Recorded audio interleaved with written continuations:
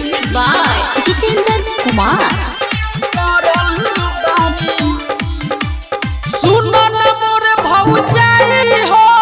कहनो बतावो दवाई हो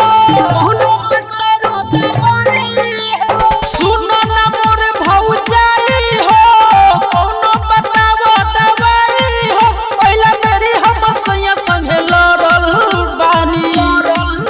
अरे काचे में ही पाचे बेरी कइले कहीं राती सेज पर पड़ल बानी रात भर कुहरल बानी अरे काचे में ही पाचे बेरी कइले कहीं राती सेज पर पड़ल बानी रात भर कहरल बानी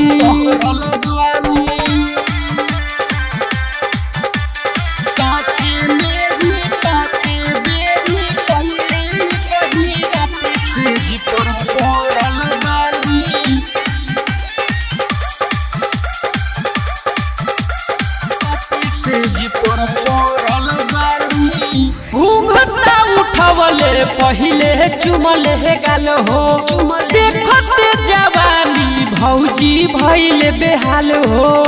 तो हमारा लाज लागल हो जब कोरावा में कसल हबर हमर भौजी होठ लिया के चटले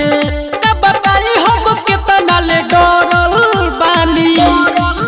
अरे काचे में ही पाचे बेरी कइले कहीं राती सेज पर पड़ल बानी रात भर कहरल बानी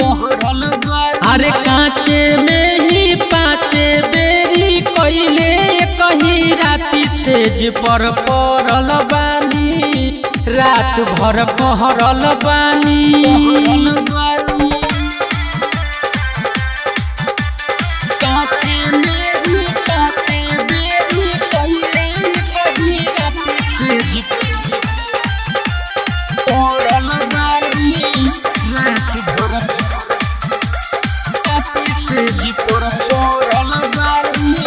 सोनू सवरिया के ना तनिको बुझाइल धरे खातिर बहिया में रहे भुताइल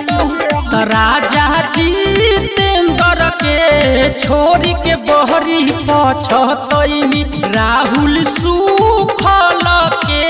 भौजी घरे चली आईनी सुन भौजी हो रतिया में मरल बानी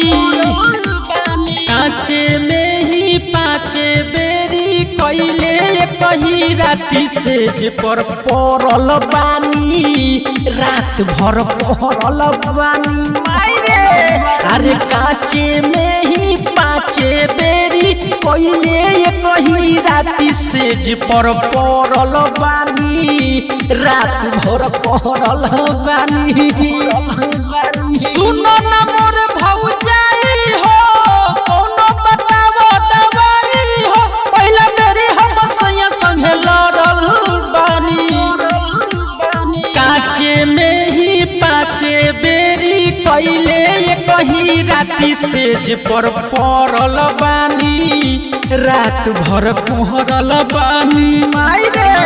अरे काचे में ही पाचे बेरी कइले कहीं राती सेज पर पड़ल बानी रात भर कहरल बानी IP Recording Studio, Masra.